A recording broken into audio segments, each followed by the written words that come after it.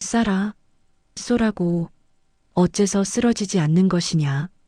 내 눈앞에서 벌어지는 이 광경은 전쟁이 아니었습니다. 그건 일방적인 도살이자 설명할 수 없는 자연재해와도 같았습니다. 수십 발의 화살이 빗발치고 창들이 숲을 이루며 그를 향해 쇄도했지만 그는 멈추지 않았습니다. 비명소리가 전장을 메웠고 병사들의 눈에는 공포를 넘어선 경외심마저 서려 있었습니다. 도대체 저 존재는 무엇이란 말입니까? 사람이 고작 단 하나의 육신을 가진 인간이 어떻게 군대라는 거대한 파도를 홀로 거스른단 말입니까? 이런 상황이 벌어진 데에는 아주 충격적인 이유가 있었습니다. 우리는 그동안 역사를 승자의 기록 혹은 왕들의 이야기로만 배워왔기 때문입니다. 책상 위에서 붓을 굴리던 문신들이 남긴 점잖은 기록 속에서 피냄새 진동하는 전장의 진짜 괴물들은 그저 용맹했다라는 한 단어로 축약되어 사라져버렸습니다. 하지만 그 현장에 있었던 적군들은 알았습니다. 지휘관의 전술이 훌륭해서가 아니라 그저 저 앞에 서 있는 저놈이 미치도록 강했기 때문에 우리가 졌다는 사실을 말입니다. 오늘 저는 여러분과 함께 그 핏빛 기록을 파헤쳐 보려 합니다. 왕의 호칭도 장군의 직함도 모두 떼어내겠습니다. 오직 인간 대 인간으로서 맨몸으로 부딪혔을 때 누가 가장 강했는가? 순수한 완력과 살인 기술만으로 한국사 최강의 인간 병기를 가려낼 것입니다. 우리가 흔히 말하는 명장의 기준은 무엇입니까? 을지문덕? 강감찬? 이순신? 물론 그들은 위대합니다. 하지만 그들은 수만 명의 군사를 체계적으로 운용하여 승리를 쟁취한 지휘관들입니다. 제가 지금부터 이야기하려는 자들은 다릅니다. 이들은 지휘봉보다는 칼자루가, 작전 지도보다는 적의 목을 베어 넘길 때 튀는 선열이 더 익숙한 자들입니다. 혼자서 적진 한복판에 뛰어들어 진영을 붕괴시키고 날아오는 화살을 칼로 쳐내며 맨손으로 사람의 머리통을 으깨버린 말 그대로 규격 외의 존재들입니다. 먼저 우리가 강함을 정의할 때 반드시 짚고 넘어가야 할 기준이 있습니다. 단순히 힘이 장사였다라는 야사 따위는 취급하지 않겠습니다. 쌀가마니를 몇 개 들었다거나 호랑이를 잡았다는 식의 검증 불가능한 민담도 제외합니다. 철저하게 정사, 즉 삼국사기, 고려사, 조선왕조실록과 같은 공식 기록에 남은 교차 검증된 사륙의 기록만을 다룰 것입니다. 적군이 남긴 기록에서 두려워 떨었다는 표현이 나오거나 아군조차 사람의 능력이 아니다라고 혀를 내두른 기록들 말입니다. 그 첫 번째 후보군을 만나기 위해 우리는 질서보다 힘이 지배하던 야만의 시대로 거슬러 올라가야 합니다. 바로 고려 무신정권 시대와 그 이전의 삼국시대입니다. 이 시기는 복잡한 전술보다 장수 개인의 무력이 전쟁의 승패를 결정짓는 경우가 많았습니다. 여러분은 두경승이라는 이름을 들어보셨습니까? 고려 무신정권 시기, 무신들이 서로의 힘을 자랑하기 위해 벽에 주먹을 내리치는 대결을 벌인 적이 있습니다. 당시 최고의 권력자이자 무인으로 꼽히던 이혜민이 먼저 기둥을 주먹으로 쳐서 석가래를 흔들리게 만들었습니다. 사람들은 경악했죠. 하지만 두경승은 말없이 다가와 주먹단 한 방으로 벽을 뚫어버렸습니다. 단순한 힘자랑 같습니까? 아닙니다. 갑옷을 입고 무기를 든 상태에서의 격투가 일상이었던 그 시대에 맨손으로 건물을 파괴할 정도의 악력과 파괴력은 곧 전장에서 적의 두개골을 일격에 박살낼 수 있다는 것을 의미합니다. 하지만 이런 완력가들조차 명함을 내밀지 못하는 진짜 괴물들이 있습니다.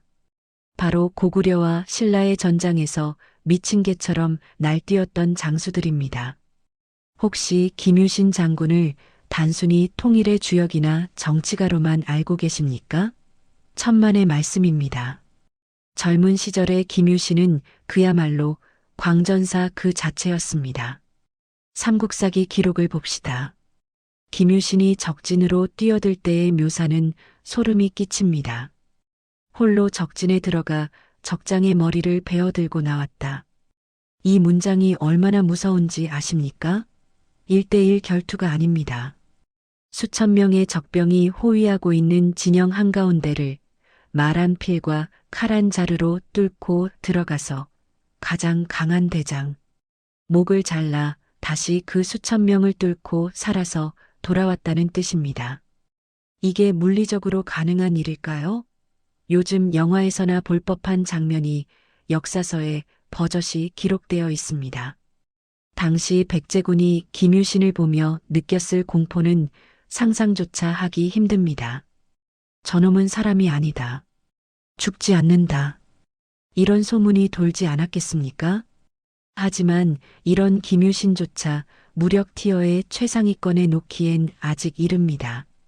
왜냐하면 한국사에는 인간의 한계를 시험하는 듯한 도저히 믿을 수 없는 기록을 남긴 두 명의 절대자가 기다리고 있기 때문입니다. 한 명은 칼의 정점이고 다른 한 명은 활의 신입니다. 이들의 기록을 읽다 보면 사관이 글을 쓰다가 손을 떤 흔적이 느껴질 정도입니다. 너무나 비현실적이라 거짓말처럼 보일까봐 사관들이 구체적인 날짜와 장소, 목격자까지 상세하게 적어두어야 했던 그들. 적군 수만 명이 포위한 성을 단신으로 돌파하고 성벽을 타넘으며 칼춤을 췄던 남자. 그리고 보이지도 않는 거리에서 적장의 눈을 꿰뚫어 사기를 꺾어버린 남자. 우리는 이제 본격적으로 그들의 시대로 들어갑니다. 심장이 약한 분들은 주의하십시오. 지금부터 펼쳐질 이야기는 영웅담이 아닙니다. 뼈가 부러지고 살이 찢기는 날 것 그대로의 피비린내 나는 생존 투쟁기입니다. 다음 파트에서는 고려사 최고의 아니, 한국사 전체를 통틀어 근접전의 유일신이라 불리는 사내, 혼자서 전쟁의 판도를 뒤집어버린 소드마스터 척준경의 믿지 못할 무용담을 팩트체크와 함께 낱낱이 파헤쳐 드리겠습니다. 그가 왜 인간 병기라는 단어의 시초가 되었는지 그 충격적인 진실을 마주할 준비가 되셨습니까? 우직근 들리십니까? 이것은 마른 장작이 부러지는 소리가 아닙니다. 살아있는 사람의 척추가 맨손에 의해 접히는 소리입니다. 비명조차 지르지 못하고 숨이 끊어진 남자를 바닥에 던지며 거구의 사내는 피 묻은 손을 옷자락에 무심하게 닦아냅니다. 고려의 제18대 왕 의종을 맨손으로 꺾어 죽인 사나이 금강야차 이이민. 그가 지배하던 시대는 말 그대로 힘이 곧 법이고 정의였던 야수의 시대였습니다. 이런 끔찍한 상황이 벌어진 데에는 아주 충격적인 이유가 있었습니다. 문신들에게 무시당하고 차별받던 무신들이 쿠데타를 일으켜 정권을 잡았기 때문입니다. 이제 글줄이나 읽는 것은 아무런 소용이 없었습니다. 오직 누가 더 무거운 것을 들고 누가 더 단단한 것을 부수며 누가 더 잔혹하게 사람을 죽일 수 있는가가 권력의 서열을 결정했습니다. 여러분 상상해 보십시오. 갑옷 무게만 20kg가 넘고 휘두르는 무기의 무게가 10kg에 육박하는 냉병기 시대의 전장을 말입니다. 여기서 기술은 체력이 받쳐줄 때나 가능한 사치였습니다. 압도적인 근력, 즉 피지컬이야말로 생존의 절대 조건이었습니다. 이 야수의 시대를 상징하는 기가 막힌 사건이 하나 있습니다. 바로 고려 무신 정권의 최고 회의기구인 중방에서 벌어진 일입니다. 당대 최고의 권력자였던 이이민과 라이벌 두경승이 마주 앉았습니다. 두 사람은 서로를 견제하며 기싸움을 벌였는데 그 방식이 참으로 무식하고도 살벌했습니다. 먼저 이이민이 자신의 힘을 과시하고 싶었는지 옆에 있던 거대한 기둥을 주먹으로 쾅 하고 내리쳤습니다. 그러자 건물을 떠받치고 있던 굵직한 석가래가 지진이라도 난 듯 요동쳤습니다. 좌중은 공포에 질려 숨도 쉬지 못했습니다. 사람의 주먹이 쇠망치보다 강하다는 것을 눈앞에서 증명한 셈이니까요. 그런데 맞은편에 앉아있던 두경승의 반응이 걸작이었습니다. 그는 표정 하나 변하지 않고 조용히 이렇게 말합니다. 어디 빈대나 잡아볼까? 그리고는 주먹을 휘둘러 벽을 내리쳤는데 흙과 돌로 다져진 벽이 그대로 뚫려버렸습니다. 금이 간 게 아니라 주먹이 벽을 관통해 구멍이 뻥 뚫린 겁니다. 그러고는 태연하게 소매를 털며 웃었습니다. 이희민조차 그 괴력에 질려 더 이상 도발하지 못했다고 합니다. 이것은 야사나 전설이 아닌 고려사 열전에 기록된 팩트입니다. 현대의 격투기 선수들이 아무리 단련해도 콘크리트 벽을 주먹 한 방으로 뚫을 수 있을까요? 이들은 기본적으로 골격과 근밀도가 현대인과는 차원이 달랐던 인간 자체가 강함들이었습니다.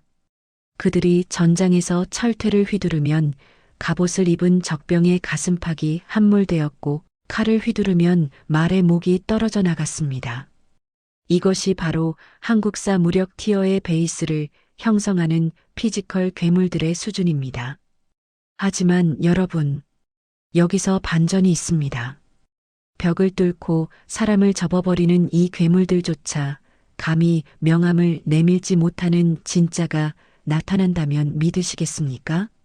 단순한 힘에 극한의 기술, 그리고 죽음조차 두려워하지 않는 깡까지 모든 육각형 능력치를 만땅으로 채운 존재. 고려의 역사를 통틀어, 아니 한반도 역사상 유일하게 소드마스터라는 칭호가 아깝지 않은 단 한 명의 남자가 등장합니다. 시계바늘을 무신정권 시대에서 조금 앞선 여진족과의 전쟁 시기로 돌려보겠습니다.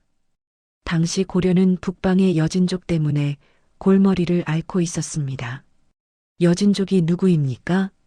훗날 금나라를 세워 중국 대륙을 삼키고 청나라를 세워 중원을 지배하게 될 전투 민족입니다. 그들은 태어날 때부터 말을 탔고 밥 먹듯이 사냥을 했던 전사들이었습니다. 고려군은 그들과의 전투에서 연전연패하고 있었죠. 운명의 그날 정주성 앞 전투. 고려군은 또다시 패배의 위기에 몰려 있었습니다. 여진족의 기병들이 파도처럼 밀려오자 고려의 진영은 붕괴되었고 지휘관들마저 등을 돌려 도망치기 시작했습니다. 병사들의 사기는 바닥을 쳤고 전장은 아비규환의 지옥이 되었습니다. 모두가 끝났다고 생각하며 절망에 빠져 있던 그 순간이었습니다. 패배하여 도망치는 고려군 무리 속에서 하나급 장교가 멈춰 섰습니다. 그는 말을 돌려 쫓아오는 수천 명의 여진족 군대를 정면으로 바라보았습니다. 그의 이름은 척준경. 당시만 해도 아무도 주목하지 않았던 그저 덩치 좋은 하급 무관에 불과했습니다. 그는 옆에 있던 상관에게 이렇게 말합니다. 제가 적진에 들어가 적장들을 베어오겠습니다. 저에게 갑옷 입은 말 한 필과 무기를 주십시오. 상관은 미친 소리라고 생각했습니다. 혼자서 저 거대한 군대 속으로 뛰어들겠다니 자살행위나 다름없었으니까요. 하지만 상황이 너무나 급박했기에 믿져야 본전이라는 심정으로 그에게 말을 내주었습니다. 척준경은 말에 올라타자마자 괴성을 지르며 적진을 향해 돌진했습니다. 마치 성난 멧돼지처럼 그는 망설임 없이 적의 가장 깊숙한 곳으로 파고들었습니다. 여진족 병사들이 그를 막아서며 창을 찔러댔지만 척준경은 말 위에서 고개를 하듯 칼을 휘둘렀습니다. 그의 칼이 번뜩일 때마다 여진족 병사들의 목이 추풍낙엽처럼 떨어져 나갔습니다. 순식간에 적진 한복판에 도달한 척준경은 여진족 지휘관을 발견했습니다. 그리고는 믿을 수 없는 속도로 적장에게 달려들어 단칼에 그를 베어버렸습니다. 적장이 쓰러지자 여진족 군대는 당황하여 술렁거렸습니다.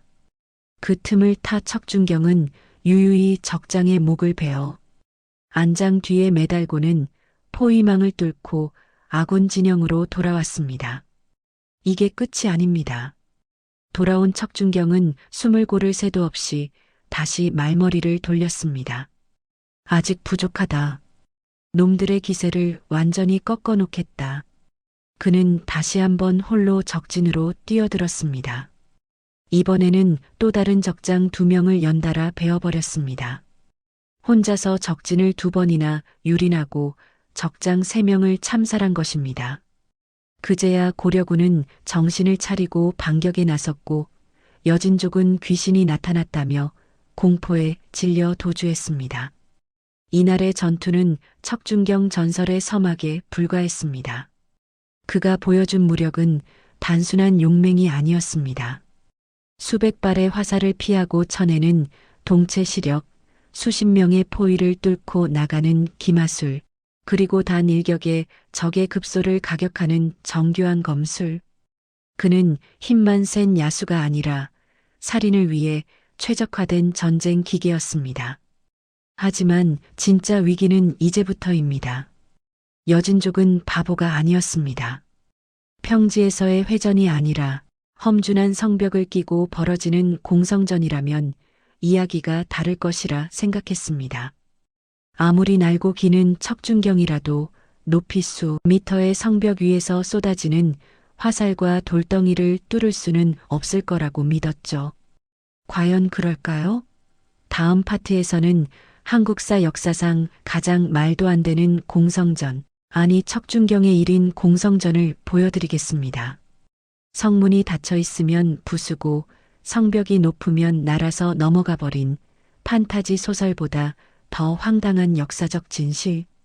척준경이 왜 소드마스터라고 불리는지 그 정점을 확인하러 가시죠. 비켜라. 내 오늘 이곳에서 죽어 나라의 은혜에 보답하리라. 피 칠갑을 한 사내가 울부짖습니다.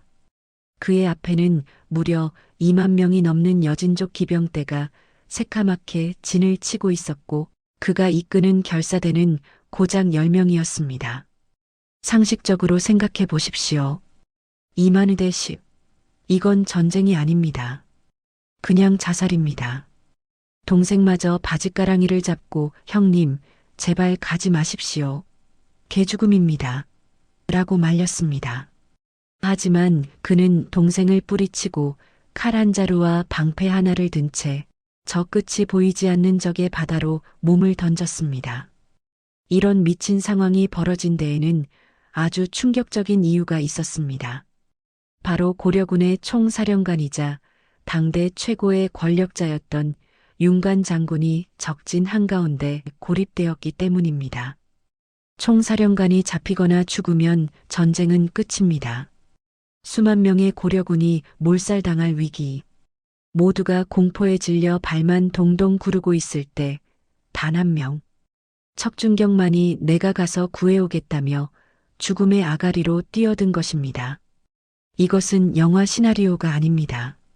고려사 열전 척준경 편에 기록된 토시 하나 틀리지 않는 실제 상황입니다. 지금부터 여러분은 한국 역사상 가장 비현실적인 무쌍 난무의 현장을 목격하게 될 것입니다. 시간을 조금만 앞으로 돌려보겠습니다. 여진 정벌이 한창이던 때 여진족은 단순한 오랑캐가 아니었습니다. 그들은 견고한 성을 쌓고 우주방어를 시전하고 있었습니다.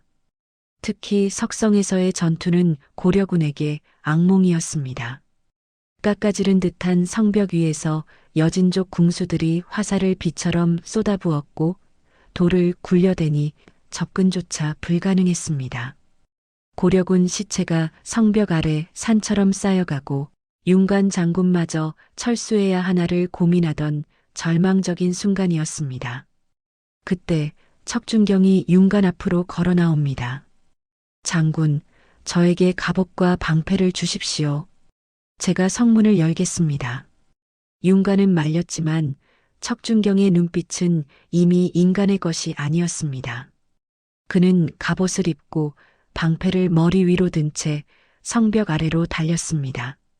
화살이 빗발쳤지만 그는 멈추지 않았습니다. 성벽에 사다리를 걸자마자 그는 마치 중력을 거스르는 짐승처럼 기어 올라갔습니다. 성벽 위에는 수십 명의 여진족 병사들이 칼과 창을 들고 기다리고 있었습니다. 올라오는 순간 찔러 죽일 기세였죠. 하지만 성벽 끝에 손을 걸친 척준경이 위로 솟구쳐 오르는 순간 전세는 뒤집혔습니다. 으아!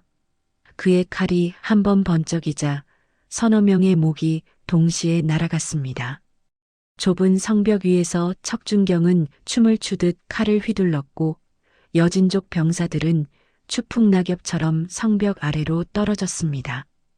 혼자서 성벽 위를 완전히 장악한 척준경이 성루로 달려가 적장을 베어 넘기고 성문을 활짝 열어젖히자 그제야 고려군 본대가 함성을 지르며 들이닥쳤습니다. 이날 척준경이 보여준 무력은 공성전의 상식을 파괴했습니다. 보통 공성전은 공격 측이 수비 측보다 3배 이상의 병력이 필요하다고 합니다.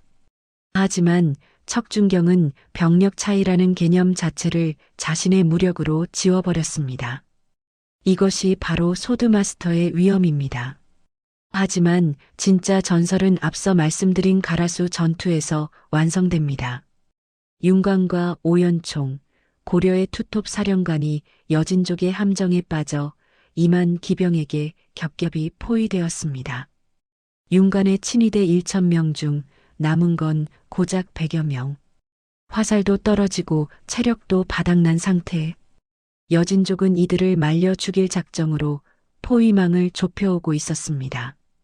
윤관 장군의 얼굴에는 죽음의 그림자가 드리워졌습니다. 여기서 끝이구나. 그 순간 포위망 외부에서 천둥 같은 고함 소리가 들려왔습니다. 비켜라, 이놈들아. 척준경이었습니다. 그는 결사대 10명을 이끌고 2만 명의 포위망을 외부에서 내부로 뚫고 들어오기 시작했습니다. 상상이 되십니까? 물밀듯이 밀려오는 적군을 상대로 그는 정면 승부를 택했습니다. 기록에 따르면 척준경은 고함을 지르며 10여 명의 적을 순식간에 베어 넘겼다고 합니다. 그의 기세에 눌린 여진족 진영에 균열이 생겼고 척준경은 그 틈을 비집고 들어가 기적적으로 윤관 장군과 합류합니다. 피투성이가 된 채 나타난 척준경을 보고 윤관은 눈물을 흘렸습니다. 하지만 감동할 시간이 없었습니다. 장군, 지금 나가야 합니다. 척준경은 지칠 대로 지친 윤관을 호위하며 이번에는 내부에서 외부로 다시 포위망을 뚫기 시작했습니다. 들어올 때보다 나갈 때가 더 힘든 법입니다. 적들도 독이 오를 대로 올라 있었으니까요. 여진족 장수들이 척준경을 잡으려고 떼거지로 달려들었습니다. 그때 척준경이 활을 잡았습니다. 그는 칼만 잘 쓰는 게 아니었습니다. 추격해오는 적장이 가까이 오자 그는 말 위에서 몸을 돌려 활을 쏘았고 적장은 비명 횡사하며 말에서 떨어졌습니다. 그 모습을 본 여진족 병사들이 주춤하는 사이 척준경은 맹수처럼 달려들어 또다시 수십 명을 베어버렸습니다. 결국 척준경은 윤관을 무사히 탈출시켰습니다. 2만 명의 대군이 단 한 명의 무력을 감당하지 못해 적의 총사령관을 놓쳐버린 것입니다. 안전한 곳에 도착하자 윤관 장군은 체면이고 뭐고 다 집어던지고 척준경의 손을 잡고 펑펑 울며 이렇게 말했습니다. 이제부터 나는 너를 아들로 생각하겠다. 너는 나를 아버지라 불러라. 이날의 전투 이후 여진족 사이에서 척준경은 공포 그 자체가 되었습니다.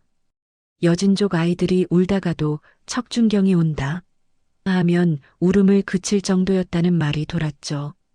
그는 단순히 싸움을 잘하는 장수가 아니라 전장의 판도를 혼자 힘으로 바꿔버리는 전략 병기였습니다. 여기까지 듣고 나면 이런 생각이 드실 겁니다.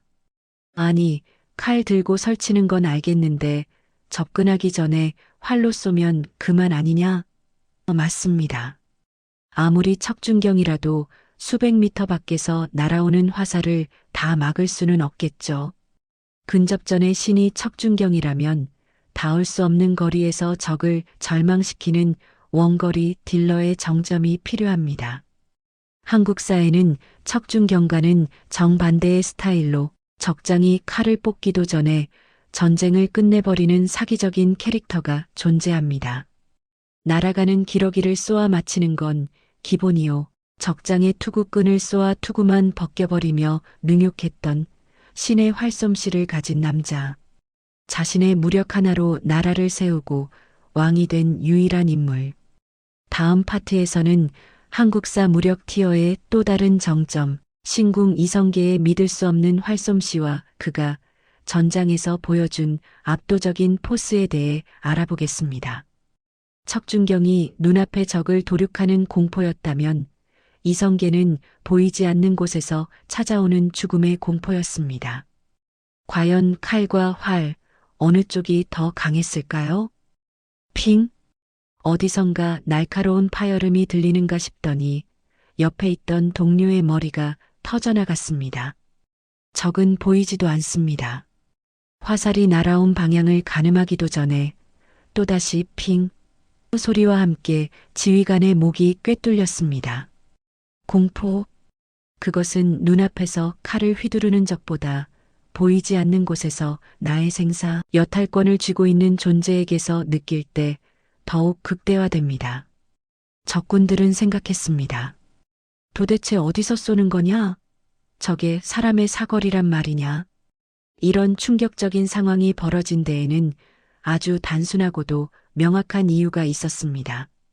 그들이 상대한 남자가 5천년 한국사를 통틀어 활에 있어서만큼은 신의 경지에 도달한 유일무이한 존재였기 때문입니다. 전쟁터가 아니라 올림픽 양궁 경기장에 나가도 금메달을 휩쓸었을 남자.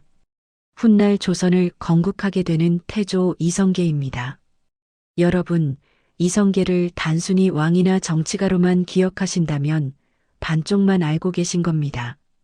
왕이 되기 전 그는 북쪽으로는 홍건적과 여진족을, 남쪽으로는 왜구를 도륙내던 살아있는 전쟁 병기였습니다.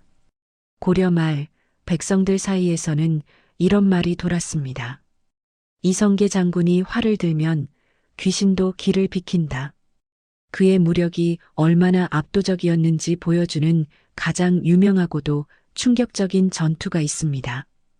바로 1380년 왜구와의 황산 대첩입니다.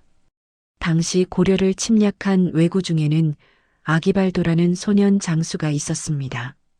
이름은 귀엽게 들릴지 모르지만 그는 악마였습니다. 온몸을 빈틈없는 갑옷으로 두르고 얼굴에는 투구를 눌러 쓴 채 창을 휘두르며 고려군을 학살하고 있었습니다. 칼도 창도 들어가지 않는 풀플레이트 아머를 입은 적을 상대로 고려군은 속수무책이었습니다. 이때 이성계가 전장에 도착합니다. 그는 멀리서 날뛰는 아기발도를 지그시 바라보았습니다. 보통의 장수라면 갑옷이 두꺼워 화살이 튕겨나갈 텐데 어쩌지? 라고 고민했을 겁니다.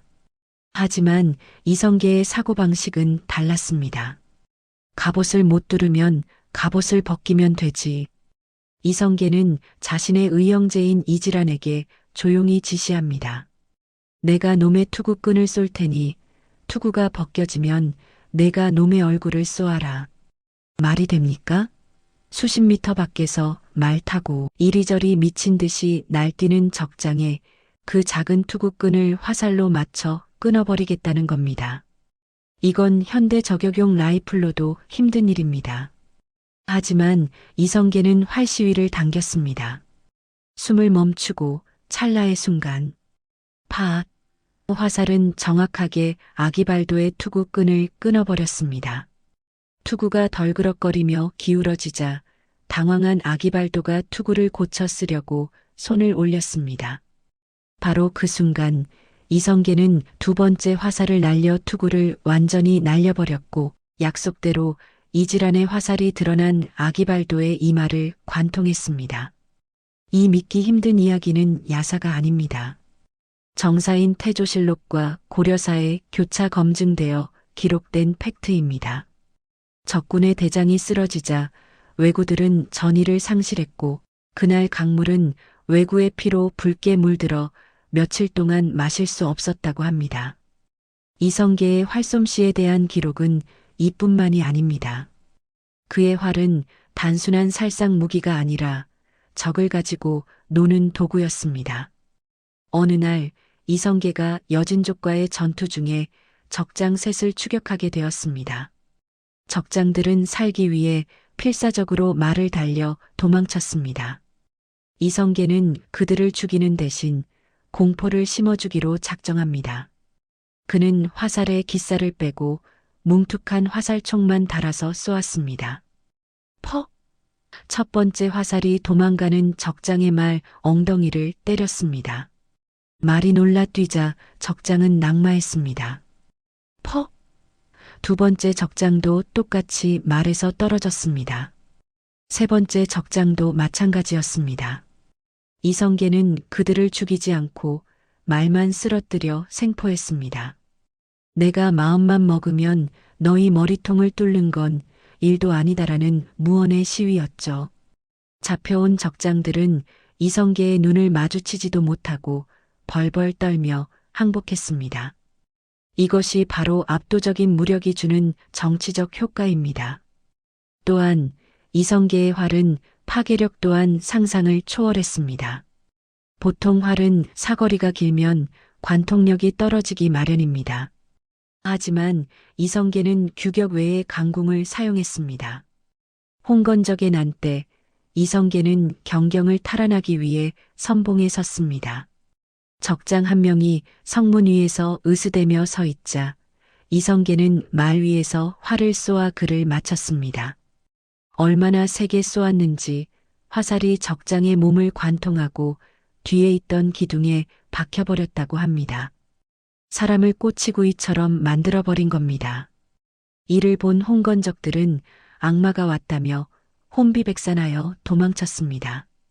이성계의 무력이 척준경과 다른 점은 바로 여유입니다. 척준경이 온몸에 피를 뒤집어 쓰고 짐승처럼 싸우는 광전사라면 이성계는 가장 높은 곳에서 전장을 내려다보며 필요한 순간에 적의 급소만을 정확히 타격하는 스나이퍼였습니다. 그는 자신이 다치지 않는 거리에서 적을 제압했습니다. 그렇기에 적들이 느끼는 공포는 더 차갑고 더 절망적이었습니다. 우리는 그를 건드릴 수 없는데 그는 우리를 죽일 수 있다. 이 불공평한 싸움이야말로 이성계 무력의 핵심입니다. 자, 이제 우리는 한국사 최강의 무력을 가진 두 남자를 모두 만났습니다. 근접전의 신, 소드마스터 척준경, 원거리의 신, 신궁 이성계. 한 명은 혼자서 성문을 부수고 수천 명을 도륙낸 검이고 다른 한 명은 백발백중의 솜씨로 적장의 영혼까지 털어버린 활입니다. 과연 이 두 괴물이 전성기 시절에 맞붙었다면 승자는 누구였을까요? 단순히 누가 더 세다를 넘어 역사적 맥락과 전투 스타일을 분석해 최종 티어를 확정지어야 할 때가 왔습니다. 다음 마지막 파트에서는 이 세기의 대결을 시뮬레이션해보고 그 외에 아깝게 1위를 놓친 인물들 김유신, 유군필 등을 정리하며 대망의 한국사 무력 티어 1위를 발표하겠습니다. 남자들의 영원한 떡밥, 그 결말을 확인하러 가시죠. 단 50보. 그 거리 안에만 들어갈 수 있다면 칼이 이길 것이고 그 전에 화살이 꽂힌다면 활이 이길 것이다. 상상해 보십시오. 황량한 벌판, 저 멀리 고려의 갑옷을 입고 방패를 든 거구의 사내가 달려옵니다. 반대편 언덕 위에는 조선의 갑주를 두르고 활시위를 팽팽하게 당긴 날카로운 눈매의 사내가 서 있습니다. 척준경과 이성계.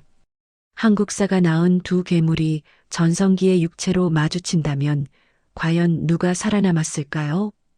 이런 가정이 무의미하다고 말하는 사람들도 있습니다. 하지만 우리는 기어이 이 결론을 내려야만 합니다. 왜냐하면 이 질문이야말로 수천 년간 이어져 온 무력에 대한 남자들의 가장 원초적인 호기심이자 판타지이기 때문입니다. 오늘 저는 이 긴 여정의 마침표를 찍으며 냉정하고도 잔혹한 최종 티어를 발표하려 합니다. 감정을 배제하고 오직 기록된 살상 능력과 전황 장악력만을 기준으로 판결을 내리겠습니다. 먼저 두 절대자의 가상 대결 시뮬레이션입니다. 전문가들의 견해와 기록을 종합해 볼 때 승패는 거리가 결정합니다. 만약 두 사람이 200보 밖에서 마주쳤다면 승자는 100% 이성계입니다. 척준경이 아무리 날고 기는 소드마스터라 해도 이성계는 보이지 않는 곳에서 투구끈을 쏘아 맞히는 사람입니다. 척준경이 칼을 뽑기도 전에 미간에 화살이 박힐 것입니다. 접근전 자체가 성립되지 않는 압도적인 사거리의 승리입니다. 하지만 만약 거리가 50보 이내이거나 척준경이 방패를 들고 성벽이나 숲 같은 엄폐물을 끼고 접근했다면 이야기는 완전히 달라집니다. 이성계 역시 근접전에 능했지만 척준경은 인간 병기 그 자체입니다. 혼자서 방패 하나 들고 수천 명의 진영을 뚫고 들어와 대장을 참수하는 돌파력은 물리 법칙을 무시하는 수준입니다. 일단 칼이 닿는 거리에 들어온다면 척준경의 칼춤을 막아낼 사람은 한국사에 존재하지 않습니다. 그는 성벽을 타넘고 사람을 베는 기계였으니까요. 그렇다면 이 둘을 제외한 다른 후보들은 어디쯤 위치할까요? 잠시 아쉽게 1위를 놓친 괴물들을 정리해 드립니다. 티어 1.5 완성형 올라운더 유군필. 고려 건국의 1등 공신 유군필 장군을 빼놓을 수 없습니다. 그는 척준경의 무력에 이성계의 지휘력을 섞어놓은 듯한 인물입니다. 북쪽 오랑캐들이 유군필만 보면 우리 대장님 오셨다며 알아서 무릎을 꿇고 귀순할 정도로 압도적인 카리스마와 무력을 가졌습니다. 하지만 개인의 순수 무력 임팩트에서 척준경의 엽기적인 일화들에 비해 조금 덜 알려졌을 뿐 실질적인 전투 기여도는 최상위권입니다. 티어 2 난세의 광전사들 김유신, 두경승, 이민. 앞서 소개한 김유신은 불사신에 가깝습니다. 적진 한가운데서 살아 돌아오는 생존력은 타의 추종을 불허합니다. 두경승과 이이민은 파괴력 면에서 톱클래스입니다. 맨손 격투나 1대1 난전이 벌어진다면 척준경조차 긴장해야 할 피지컬 괴물들입니다. 자, 이제 뜸 들이지 않고 최종 1위를 발표하겠습니다. 지휘력, 정치력, 리더십 다 뺍니다. 오직 혼자서 전황을 뒤집을 수 있는가? 개인의 무력이 얼마나 비현실적인가를 기준으로 삼았습니다. 한국사 최강의 무력, 그 영예의 1위는 바로 소드마스터 척준경입니다. 이성계 팬분들께는 죄송합니다만 이유는 명확합니다. 이성계의 무용담은 납득 가능한 천재의 영역에 있습니다. 활을 잘 쏘고 전술을 잘 짜고 사병을 잘 부렸습니다. 아주 현실적이고 완벽한 장군이죠. 하지만 척준경의 기록은 판타지입니다. 성벽을 혼자 넘어가 성문을 열었다. 단 10명으로 2만 명의 포위망을 뚫고 들어갔다가 다시 뚫고 나왔다. 이것은 전술이나 전략으로 설명이 안 됩니다. 현대 특수부대원이라도 불가능한 오직 그가 척준경이었기에 가능했던 기적입니다. 역사서에 기록된 텍스트만 놓고 본다면 인간의 한계를 가장 아득히 넘어선 존재는 척준경일 수밖에 없습니다. 척준경은 단순한 군인이 아니었습니다. 그는 윤관이라는 총사령관이 죽을 위기마다 등장해 물리적으로 불가능한 상황을 오직 자신의 칼 한 자루로 해결해낸 데우스 엑스 마키나였습니다. 고려라는 나라가 여진족에게 짓밟히지 않고 버틸 수 있었던 건 시스템이 아니라 이 미친 괴물 한 명 덕분이었습니다. 우리가 이들의 무력에 열광하는 이유는 무엇일까요? 단순히 사람을 잘 죽여서가 아닙니다. 극한의 상황, 모두가 포기하고 절망하는 그 순간에 자신의 몸 하나를 던져 운명을 개척해 나가는 그 원초적인 에너지에 전율하기 때문입니다. 글도 모르고 집안도 별 볼 일 없었던 척준경이 오직 실력 하나로 역사에 이름을 새겼듯 압도적인 힘은 때로는 신분도 시대도 초월하는 진리처럼 느껴집니다. 오늘의 한국사 무력 티어 정리는 여기까지입니다. 여러분의 마음속 1위는 누구입니까? 활의 신 이성계입니까? 칼의 신 척준경입니까? 아니면 우리가 미처 다루지 못한 숨겨진 고수입니까? 역사는 승자의 기록이지만 전설은 싸우는 자의 것입니다. 지금까지 피 끓는 역사의 현장, 틈으로 보는 한국사였습니다.